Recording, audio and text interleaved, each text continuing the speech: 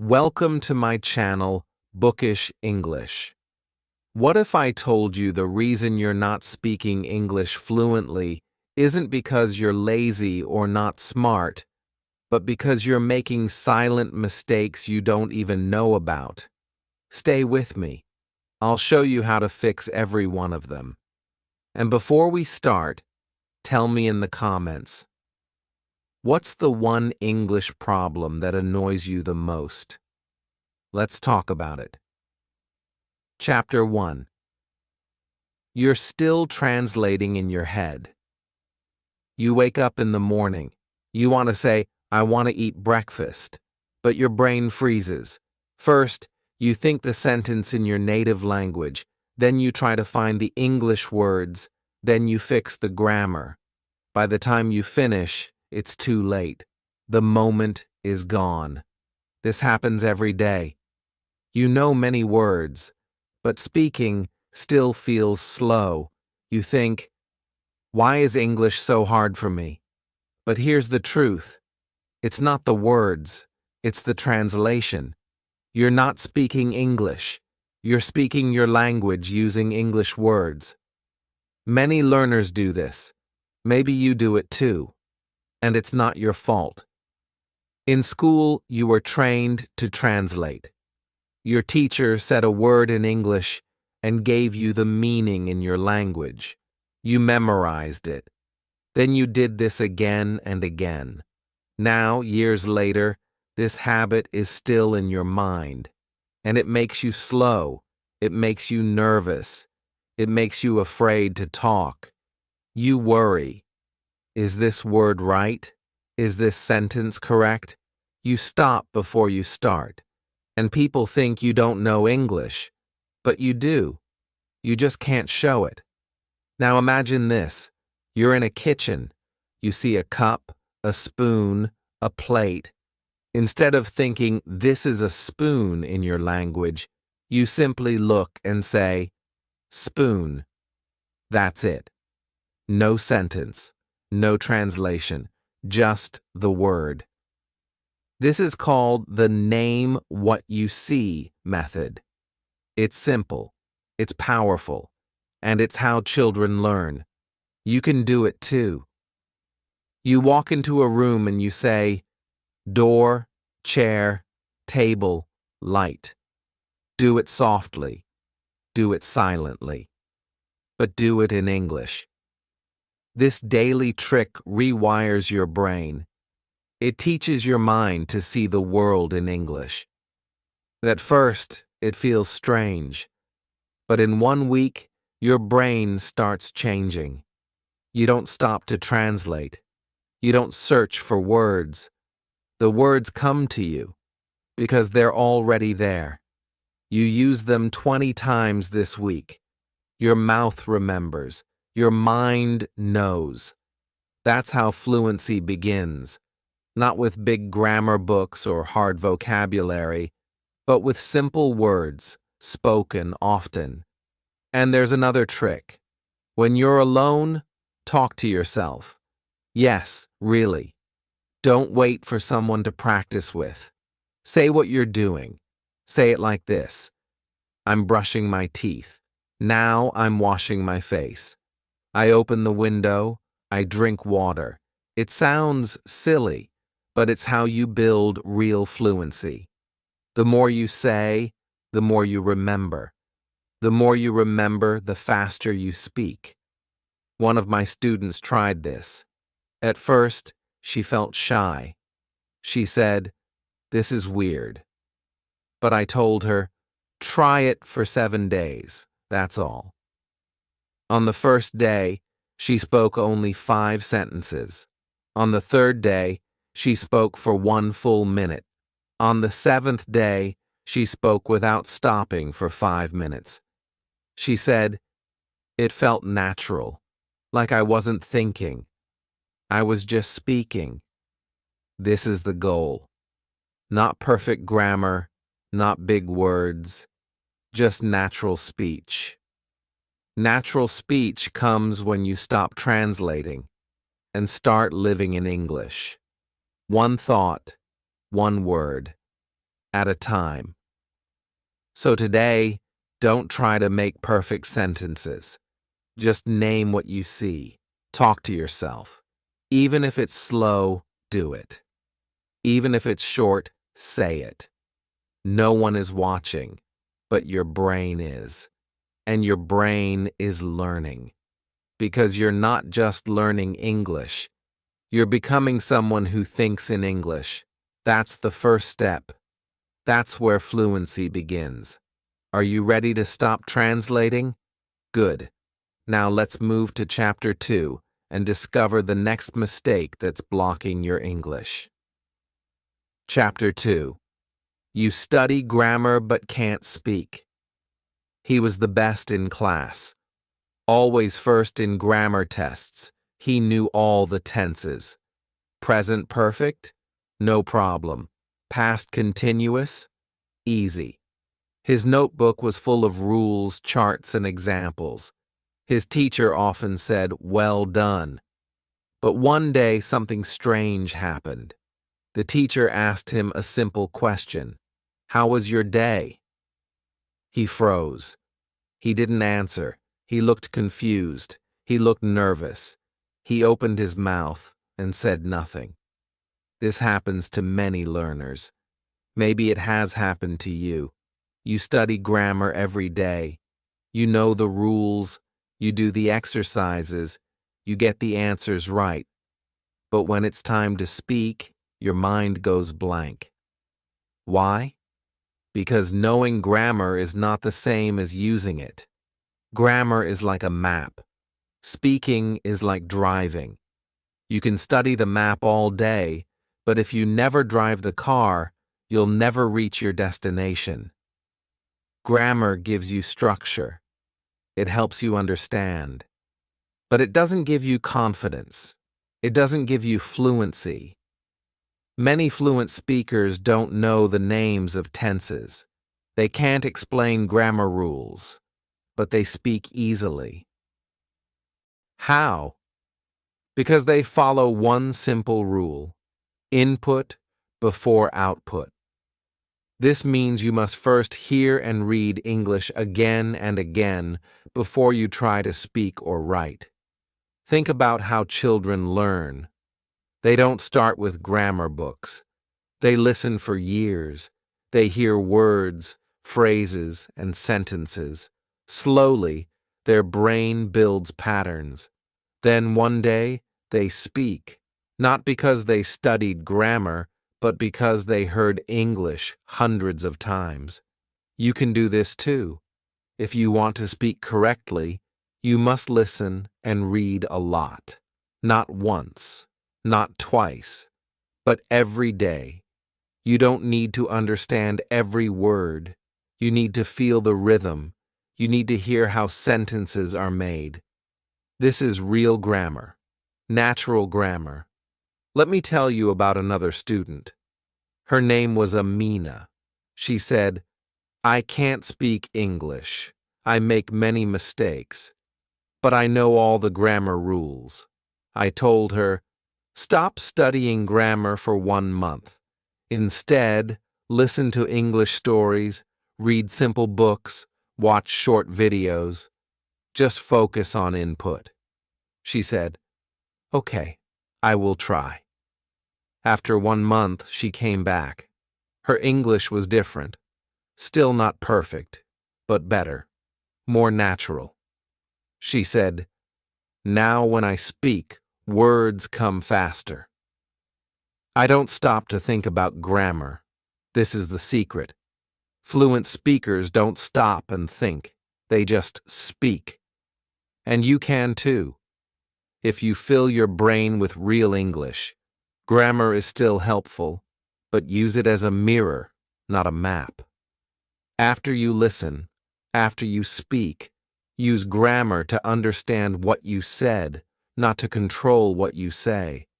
So today, instead of doing 10 grammar exercises, do this. Listen to a short story. Read the transcript. Repeat one sentence aloud. Shadow the speaker. Try to speak the sentence without looking. Do this every day. Don't worry about the rules. Worry about the rhythm. Grammar will follow. Your brain is smart. It will catch the patterns if you give it enough examples. So if you're still stuck, if you feel like grammar is your prison, break free. Close the rule book. Open your ears. Open your eyes. Let the language come in. Fluency starts with listening. Speaking comes next. Grammar is last. That's the path. That's the truth. And now that you know it, are you ready to learn the next mistake? It's a big one, and it's the reason you forget words even after writing them 10 times. Chapter 3. You try to learn. Too many words at once. He bought a new notebook. He was excited. He wanted to speak English fast, so he made a plan. He would learn 50 new English words every day. He opened the first page and started writing. Admire, appear, believe, confuse, decide, explain. The list grew and grew. Day 1, 50 words. Day 2, 50 more. But on day 3, he looked back and forgot almost everything. This is a mistake many learners make. They try to learn too many words at the same time. They believe more is better. They think, if I learn 1,000 words this month, I will speak like a native. But it doesn't happen. They forget. They feel bad. They stop. And they blame themselves. But the problem is not you. The problem is the method. Your brain doesn't learn by looking once. It learns by seeing, hearing, and using the word again and again over time. Imagine this. You hear the word coffee every day. You see it in menus. You hear it in films. You say it when you order. Now you know it forever. But if you write a word like metaphor once in a notebook and never use it, your brain will delete it. The brain is smart. It keeps what you use. It forgets what you don't. That's why learning 50 new words every day doesn't work. It's too much, too fast, and too dry. The better way?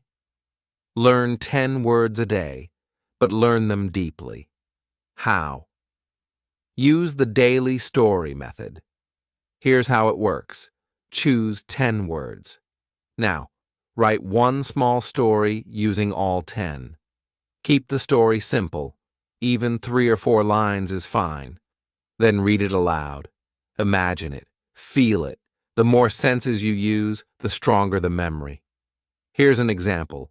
You want to learn smile, cold, door, happy, run, coffee, forget, shoes, wait, noise. So you write, I smile as I open the cold door. I see her waiting. She is happy. I run to her. I forgot my shoes. She laughs. We drink coffee. There's a noise outside, but we don't care. Now, these words are not just in your notebook. They are part of a moment, a picture, a memory.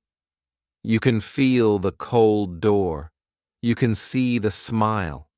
This is how your brain remembers. And don't stop there. Say the story out loud. Record it. Listen to it tomorrow. Add a new sentence. Play with it. Turn it into a mini movie in your mind. You don't need 1,000 words to speak English. You need 500 words you know very well. Another trick. Recycle old words. Don't throw away yesterday's list. Use them again in today's story. Review old vocabulary like an old friend. Say, hey, I remember you. Use it once more.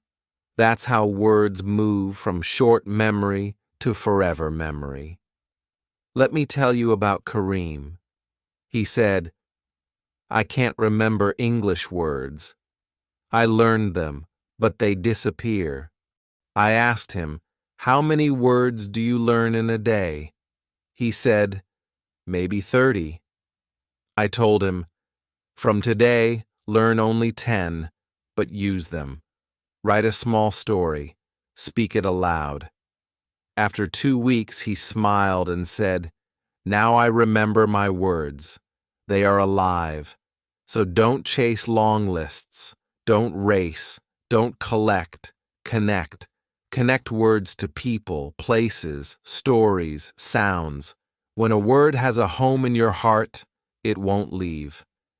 And now, think about your vocabulary notebook. Is it full of words you don't use?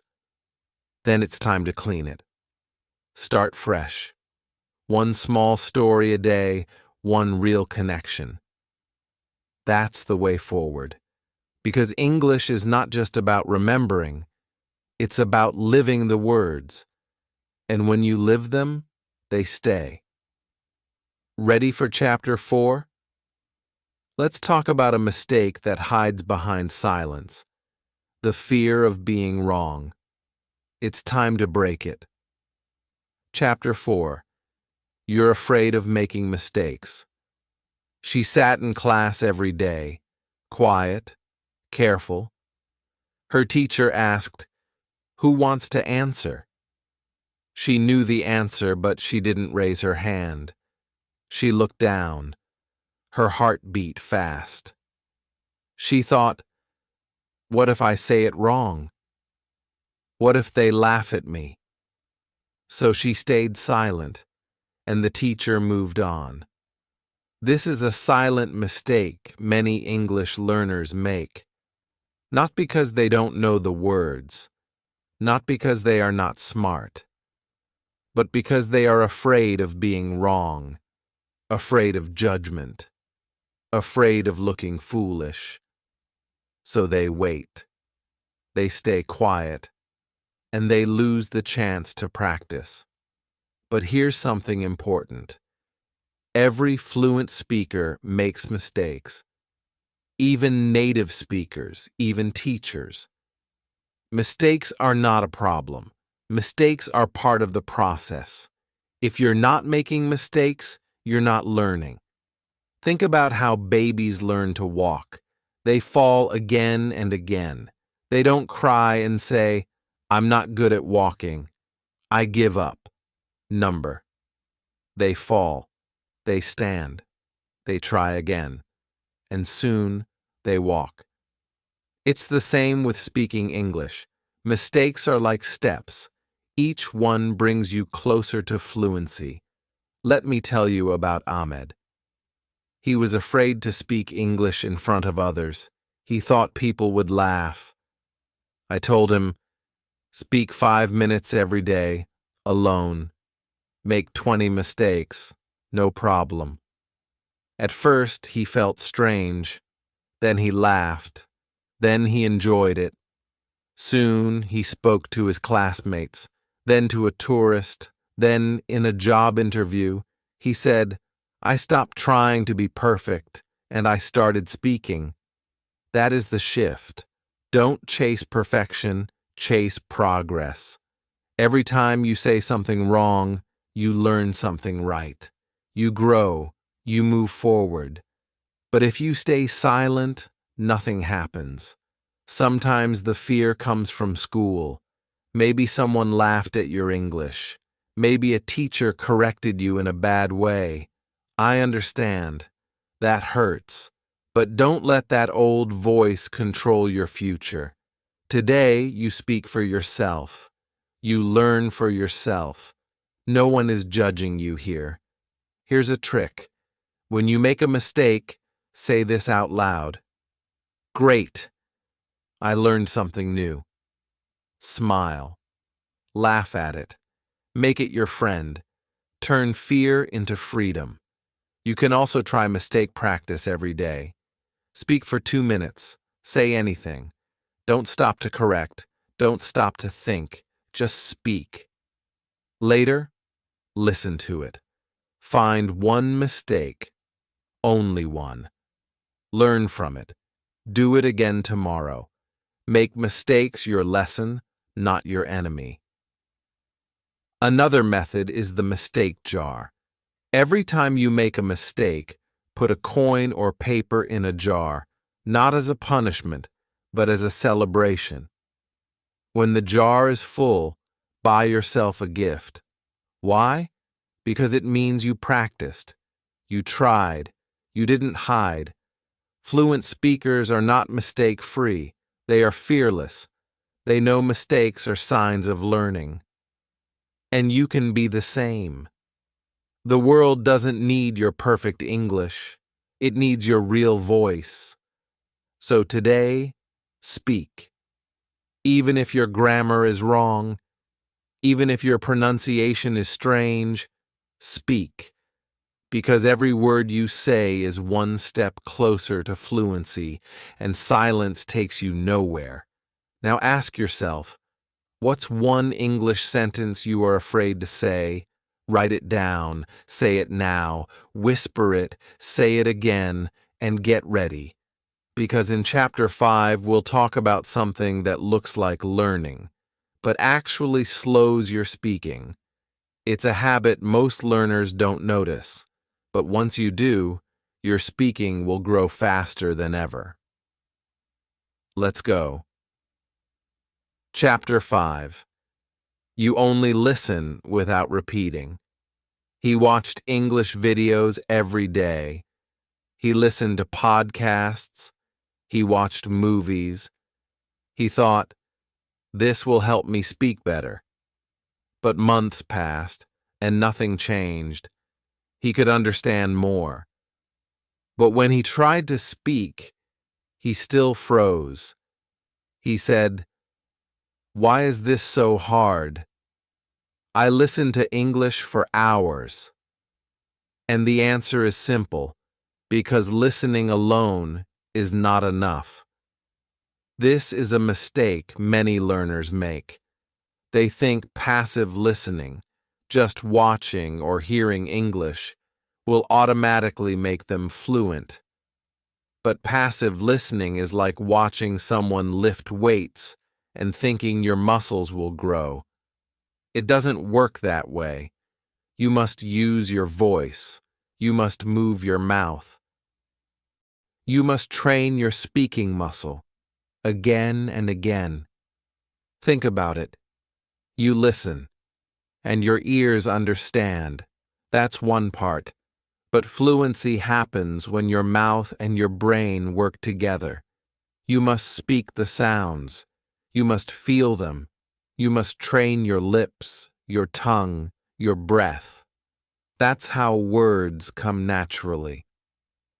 Let me tell you about the shadowing method.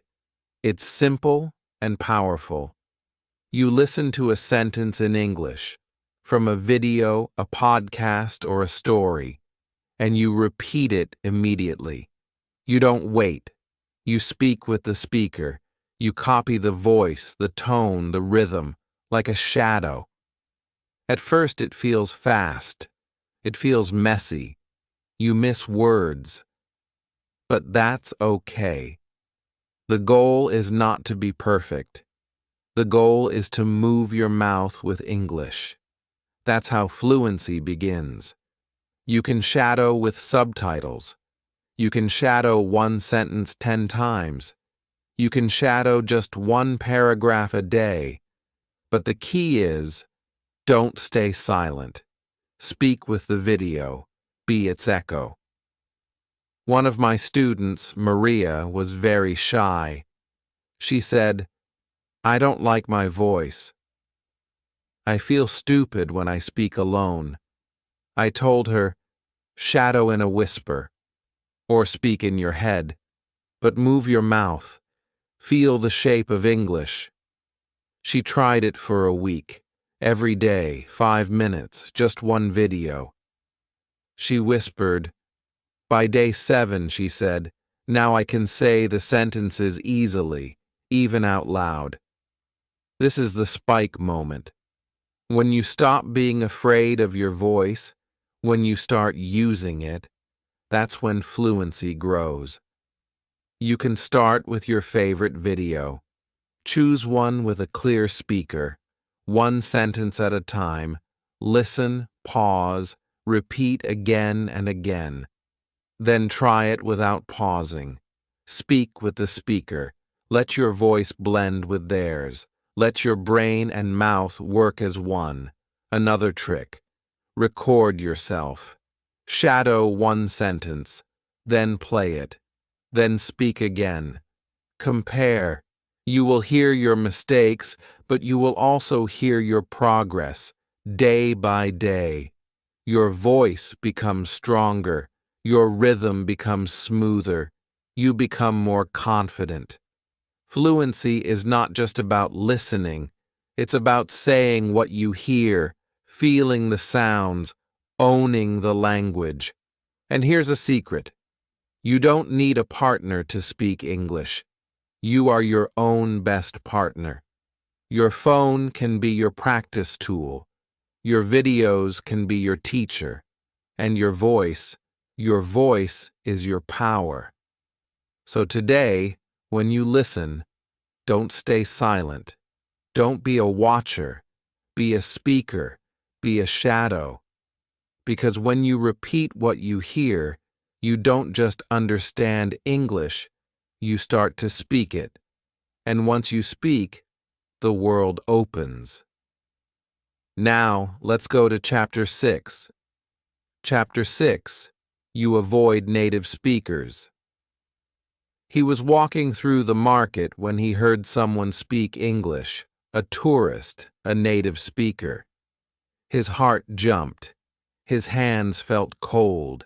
He quickly turned around and walked away, not because he didn't know English, but because he was scared. Scared he wouldn't understand. Scared he would make a mistake. Scared he would freeze. So he avoided the chance again. This is more common than you think. Many English learners are afraid of real conversations with native speakers, not because they don't want to talk, but because their mind says, "You're not ready." Their heart says, "What if you don't understand?" And their confidence disappears. They smile, they nod, but they don't speak. Let me tell you something important. Native speakers don't expect perfect English. They don't care if your grammar is wrong. They don't care if you pause or search for a word. Most of them admire you for trying because they know English is not easy. But I understand your fear. I've seen it many times. The fear of not understanding fast English. The fear of not finding the right word. The fear of silence. It feels big.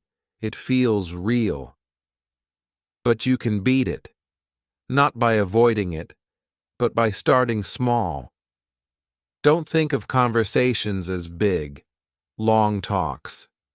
Start with one line. That's the one-line challenge. You don't need to have a full conversation. Just say one sentence, one question, one answer. It can be as simple as, "Hello. How are you? Where are you from? I like your shoes. Have a nice day." Say it and walk away. That's it. No pressure, no follow-up. Just one line, every day, to one person, a shopkeeper, a tourist, a classmate, a stranger online. The first time feels hard, but the second time feels better. By day 10, your brain says, "This is okay," and your heart believes it. Another trick is the 3-second eye contact method. When you see someone who speaks English, look at them for 3 seconds. Smile. Then look away. Do it again the next day. Why? Because confidence grows step by step. First eye contact, then a smile, then a word, then a sentence. That's how you build comfort. You can also practice with AI or language exchange apps. Talk to someone online. Use text if voice feels scary. Then slowly use voice, then video. It's like climbing a ladder, one step at a time, and every step is progress. Let me tell you about Laya. She never spoke to native speakers. She said, "I feel small around them." I gave her the one-line challenge. The first week, she only smiled and said, "Hi." The second week, she added, "How are you?" The third week, she had a full 2-minute talk with a tourist at a museum. She said, "I was still nervous, but I did it." That is success. Not perfection. Courage. Not fast answers. Simple effort. When you stop running away from native speakers, you stop running away from fluency. Here's something to remember. Fluent English is not just about knowing the language. It's about using it in real time with real people. That's where the magic happens. So today, if you see someone speaking English, don't hide, don't run, smile, say one thing, just one. You don't need to be ready, you just need to begin. Because every time you speak, even one word, you get stronger, and your fear gets smaller. Now, in Chapter 7, we'll talk about a mistake that sounds small, but can stop your growth completely. It's about time. How often do you practice English? Once a week? Twice? What if I told you that's not enough, even if it feels like a lot? Let's talk about the power of small daily practice. Real practice. And if you do this every day, yes, every day, your English will change. One of my students, Raphael, said, "I don't have time. I work 10 hours a day." I told him, "Just 10 minutes, no excuses." He did it for 30 days. After 1 month, he said, "I'm speaking faster. I remember more. I feel better." That's the power of daily practice. And here's the truth. It's not about time. It's about consistency. Some people say, "I'll start when I'm free." But free time never comes. Life keeps going. You must start now. Even if it's just 5 minutes. Even if it's just one exercise. Start and keep going. You don't need to be perfect. You need to be present. You don't need to learn everything today. You just need to show up every day. And here's a bonus tip. Link English to your habits. Listen to English while brushing your teeth. Shadow a line while walking. Say 10 words before sleeping. Make English part of your life, not just your study plan. Because language is not something you learn and forget. It's something you grow, like a garden, slowly, daily, beautifully. So today, don't wait for the weekend. Don't wait for the perfect time. Open your mouth. Listen. Read. Speak. Write. Even for 10 minutes. Especially for 10 minutes. Because small steps every day take you farther than big steps once a week. Now, in Chapter 8, we go deeper. We'll talk about a mistake that hides inside your books. Yes, books. Because many learners think reading grammar books will make them fluent, but they forget about real English, the kind we actually use in life. Ready for that shift? Let's go. Chapter 8. You only read textbooks, not real English. She opened her grammar book again. Page 45, reported speech. Indirect questions. She read the rules. she read the examples, she understood the explanation. But later that night, she watched a movie. The people were talking fast. They used contractions. They used jokes. They used feelings. She didn't understand. She said, "Why can't I follow this? I know the rules." She turned off the video and felt lost. This happens to many learners, maybe to you. You read the books, you study the rules, you finish the exercises. But when you hear real English, in movies, in songs, in real life, you feel like it's a different language. Because textbook English is not real English. It's clean, it's quiet, it's perfect. But real English is alive. It moves fast, it uses phrases, it uses chunks, it uses emotion. Real people don't say, "I do not know." They say, "I don't know." They don't say, "I'm going to visit my grandmother." They say, "I'm going to see my grandma." Real English is full of feeling, sound, rhythm, and shortcuts. If you only read textbooks, you miss all of that. Let me tell you what changed one student's English forever. His name was Bilal. He said, "I read my English grammar book every day, but I still can't understand native speakers." I gave him a simple story, a fairy tale. It was called The Girl with the Rose Heart. The language was simple, the sentences were short, but the story had feelings: love, mystery, sadness. He read it slowly. He imagined the scenes. He read it aloud. And something strange happened. The next time he watched an English video, he understood more. He said, "I don't know how, but I feel like I know what they're saying now." That's the power of real English. Stories give you more than vocabulary. They give you the way real people speak. They teach you how words live together, not alone. In grammar books, you learn one word at a time. In real English, you learn in phrases. Take your time. Let me know what's up. You made my day. These are chunks. Your brain loves chunks. It remembers them better. It uses them faster.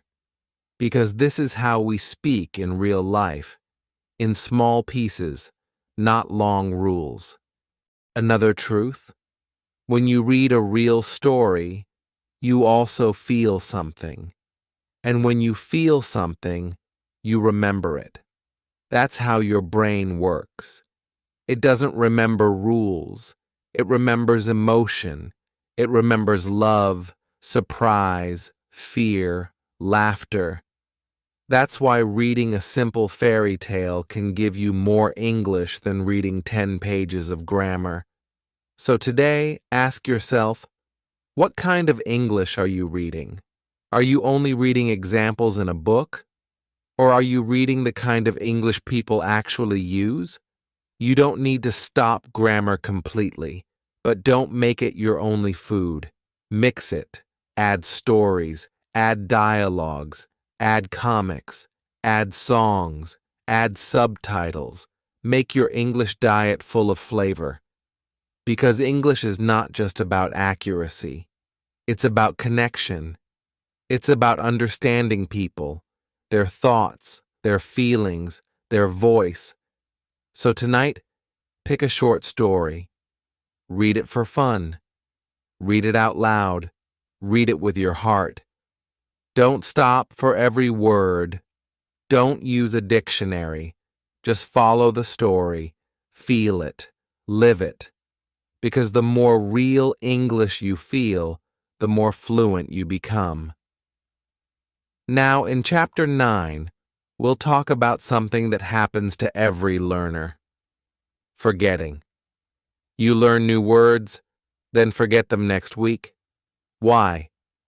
And how do we stop that? The next chapter gives you the answer. Let's go. Chapter 9. You don't repeat what you've learned.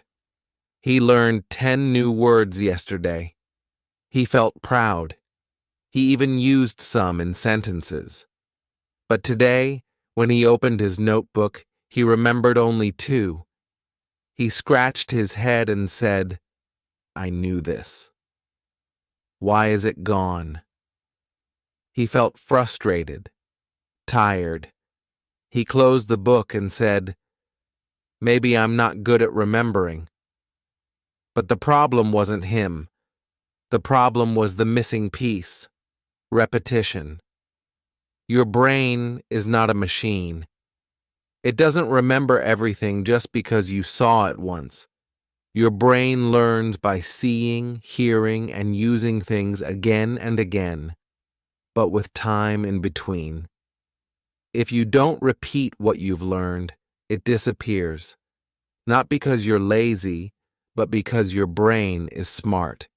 It clears space for what seems important.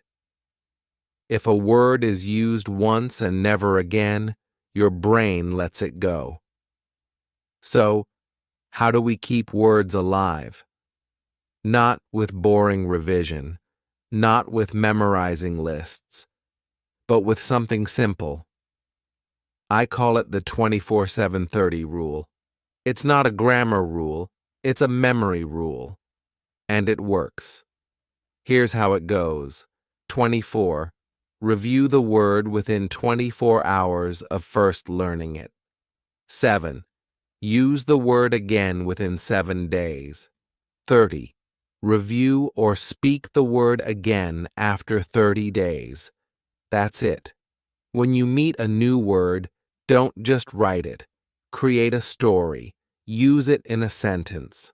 Then, the next day, use it again in a different sentence.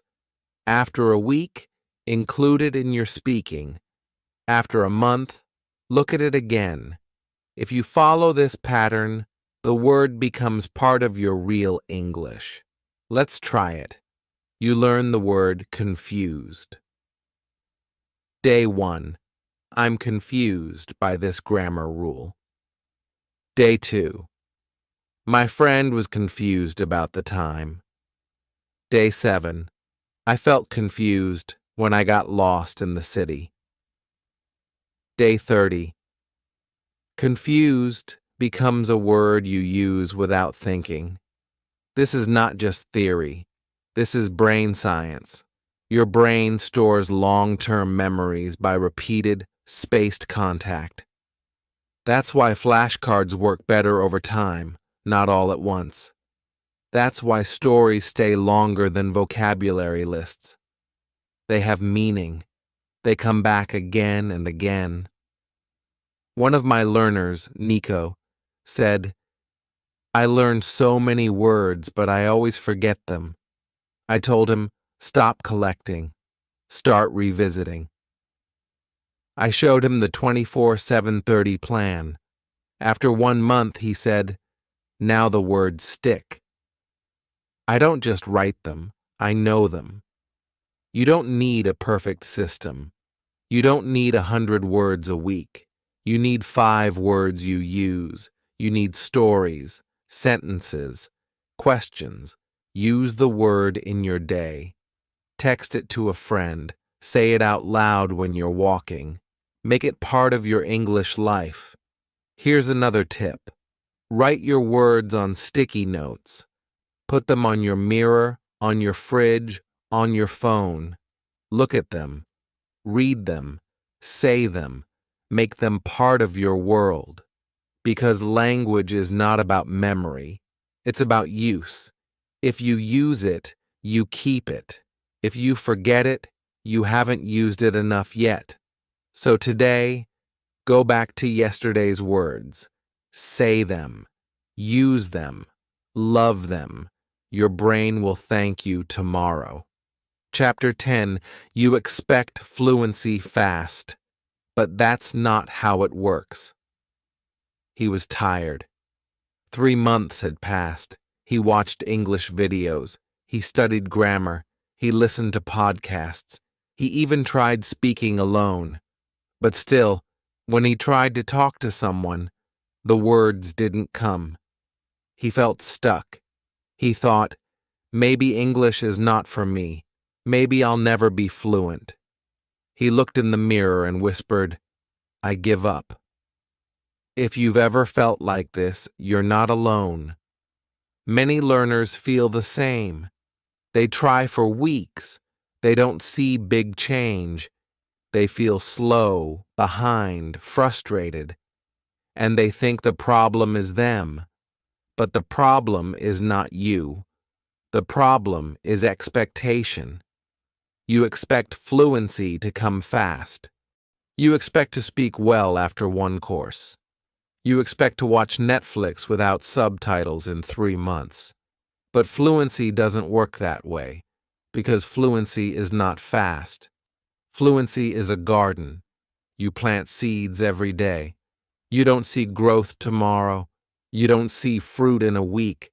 But if you keep watering, one day the flowers bloom, and everyone is surprised, even you. Let me tell you about Anna. She was a quiet learner. She didn't speak much. But every day she listened to one short story. Every day she read it aloud. Every day she wrote 5 new words. No rush, no pressure, just 10 minutes, then 15, then 20. After 1 year, she went to London.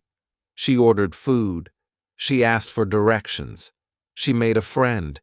And when she came back, she cried. She said, I didn't know I could speak like that. I didn't know I was fluent.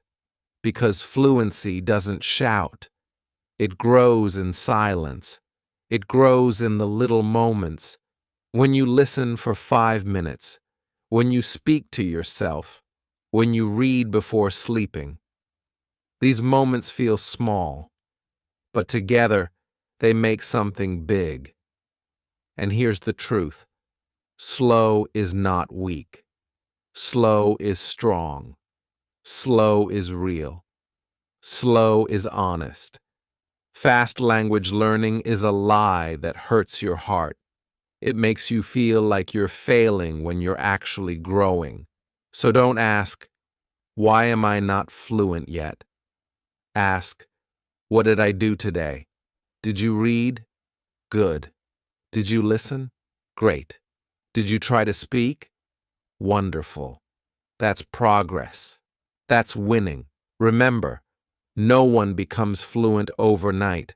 Not even native speakers. They learn for years. They make mistakes. They forget words. You are not late. You are learning. And that's enough. Today, look back. Remember your first English word, your first sentence. Look how far you've come. That's your proof. That's your power. And tomorrow, you'll go even farther. So keep going, even when it's slow, even when it's hard. Because small steps every day build the road to fluency. And if you ever feel like giving up, remember Anna. Remember the garden. Remember that the real magic happens when no one is watching, not even you. Because one day you'll speak and you'll surprise yourself, and you'll smile, and you'll say, I did it. If you're still watching this, it means you care. You're serious, and you're ready. Now you know the 10 biggest mistakes English learners make. And more importantly, you know how to fix them. So tell me in the comments, which mistake was yours? Which one opened your eyes? Like this video if it helped you. And subscribe. Because here, we don't chase perfect English. We build real fluency, word by word, day by day, together. Let's keep going.